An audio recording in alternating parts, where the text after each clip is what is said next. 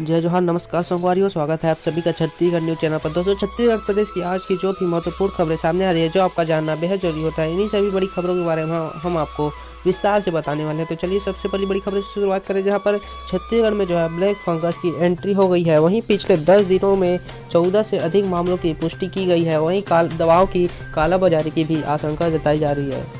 आपको बता दें कि ब्लैक फंगस से होने वाली म्यूकस माइकोसिस नाम की दुर्लभ बीमारी छत्तीसगढ़ में भी पहुंच गई है।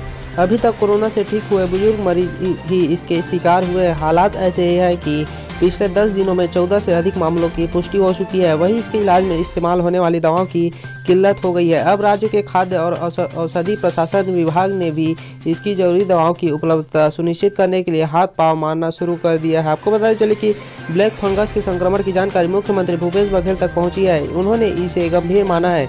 मुख्यमंत्री ने प्रदेश के सभी जिलों में ब्लैक फंगस के उपचार के लिए सभी जरूरी दवाओं की उपलब्धता सुनिश्चित कराने के निर्देश दिए हैं। स्वास्थ्य विभाग के अधिकारियों को इस पर ध्यान रखने को भी कहा गया है। आपको बताया चले कि छत्तीसगढ़ हॉस्पिटल बोर्ड के अध्यक्ष और नाक कान गला रोग विशेषज्ञ डॉक्टर राकेश गुप्ता ने बताया कि उन्होंने खुद ऐसे 4 मरीज देखे हैं। उनका इलाज चल रहा है। अधिकतर लोगों में यह संक्रमण नाक, कान, आँख और मुंह के ऊपरी जबड़े के ऊपर देखा गया है। डॉक्टर गुप्ता ने बताया कि रायपुर एम्स और सेक्टर 9 अस्पताल भिलाई में भी ब्लैक फंगस से संक्रमित मरीज पहुंचे हैं।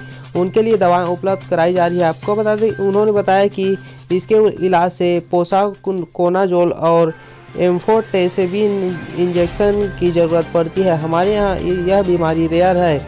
ऐसे में इस तरह की दवाएं कम ही उपलब्ध है। रायपुर में एक स्टॉकिस्ट के यहाँ इंजेक्शन की 700 वायल इसी बीच खत्म हो गए हैं। स्टॉकिस्ट अब दवा निर्माताओं से इसकी मांग भेज रहे हैं।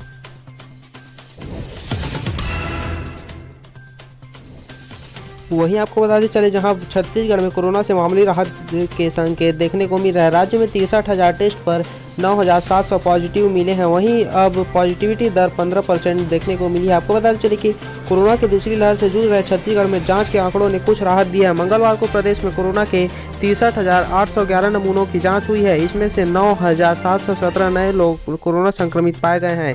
इस मान से पॉजिटिविटी दर 15% रही है। मतलब प्रत्येक 100 टेस्ट में 15 लोग ही कोरोना संक्रमित पाए गए हैं। 10 दिन पहले तक यह दर 30% तक थी। एक दिन पहले सोमवार को सरकार ने कोरोना के 64,000 से अधिक नमूनों की जांच की थी। अब तक यह एक दिन में हुई सर्वाधिक कोरोना जांच का रिकॉर्ड है। आपको बताया चले कि स्वास्थ्य मंत्री टी.एस. सिंहदेव ने कहा कि लॉकडाउन लगने के बाद सकारात्मक प्रभाव दिखने लगा है। केस कम हो रहे हैं। रायपुर और दुर्ग में जहां सबसे ज़्यादा केस आ रहे थे, वहां संक्रमण रफ्तार थम सी गई है। बिलासपुर और सरगुजा संभाग में अभी भी 20 से 25% पॉजिटिविटी दर है। यह चिंता का विषय है। इसके बाद भी पूरे राज्य में अधिक टेस्ट के बाद भी कुल संक्रमित व्यक्तियों की संख्या कम हुई है। पिछले कुछ दिनों में यह ग्राफ गिरता हुआ दिख रहा है।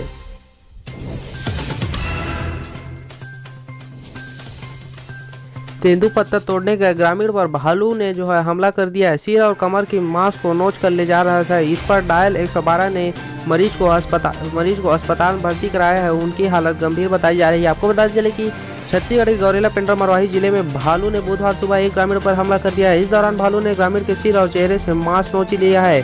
ग्रामीण ने मदद के लिए शोर मचाया तो लोग मदद के लिए पहुंचे। लोगों को आता देख भालू वहां से भाग निकला। सूचना मिलने पर डायल 112 की टीम ने ग्रामीण को अस्पताल पहुंचाया, जहां उसकी हालत गंभीर बनी हुई है। घटना पसान रेंज शर्मा ग्राम पंचायत की है। जानकारी के मुताबिक शर्मा ग्राम पंचायत के कर्रा बहरा निवासी ज्ञान सिंह बुधवार सुबह तेंदुपत्ता तोड़ने के लिए जंगल की ओर गया था। इसी दौरान अचानक से भालू ने उसे हमला कर दिया। ज्ञान सिंह ने बचने का प्रयास किया, लेकिन तब तक भालू ने उसके सिर और कमर पर पंजा मार दिया था। हमले में दोनों जगह से ज्ञान के शरीर का मांस निकल गया और वह वहीं गिर पड़ा। शोर सुनकर आसपास के लोग एकत्र हुए तो भालू भाग गया।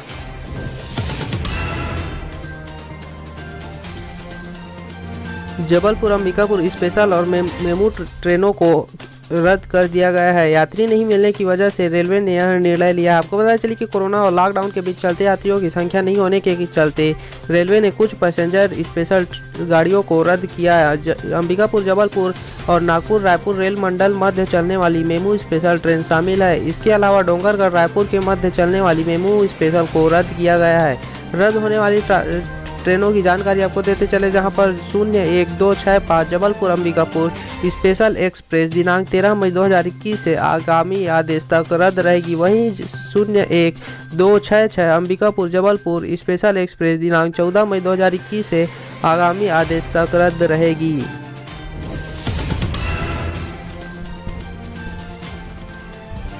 वहीं किसानों को जो है बड़ी राहत मिल गई है। छत्तीसगढ़ सरकार ने करीब 80 करोड़ का सिंचाई जल टैक्स को जो है माफ़ कर दिया है। आपको पता चलिए कि कोरोना काल में छत्तीसगढ़ सरकार ने किसानों को बड़ी राहत दी है। राज्य सरकार ने करीब 80 करोड़ रुपए का सिंचाई जल टैक्स माफ़ कर दिया है। जल संसाधन विभाग ने इसकी अधिसूचना जारी किया है। आपको पता चलिए कि सरकार के इस कदम से प्रदेश के लाखों किसानों को राहत मिलेगी। कोरोना काल में लॉकडाउन ने सबकी कमर तोड़ कर रखी है। आपको पता चलिए कि किसान भी इससे काफ़ी प्रभावित है, लिहाजा सरकार का ये कदम किसानों को राहत देने के लिए उठाया गया है।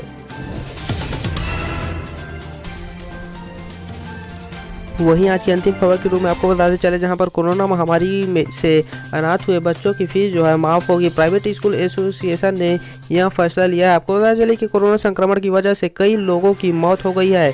किसी ने अपनों को खोया, किसी ने सपनों को, लेकिन इस मुश्किल घड़ी में ऐसे बच्चे जिनके सिर से कोरोना ने माँ बाप छीन लिया है, उन बच्चों की फीस माफ़ करने का फैसला छत्तीसगढ़ प्राइवेट स्कूल मैनेजमेंट ने किया है। संक्रमण के इस दौर में कई लोग ऐसे हैं जिनके सिर से माता या पिता का साया छीन गया है, और कुछ लोग ऐसे भी हैं जिन्होंने परिवार के ऐसे सदस्यों को खोया है जिनकी कमाई से पूरे घर का खर्चा चलता था। अब ऐसे में उन परिवारों के सामने बच्चों को पालने और उनकी स्कूल फीस भरने की परेशानी सामने आ रही है। ऐसे में निजी स्कूल उन बच्चों के पढ़ाई की जिम्मेदारी संभालने के लिए आगे आए हैं। आपको पता चले कि इतना ही नहीं, बच्चों के स्कूल बस की फीस, किताब और स्कूल ड्रेस की फीस भी माफ़ किए जाएंगे। ऐसा इसलिए क्योंकि कई परिवार आर्थिक स्थिति का सामना कर रहे हैं, जिसकी वजह से वे स्कूल की फीस अदा करने की स्थिति में नहीं है।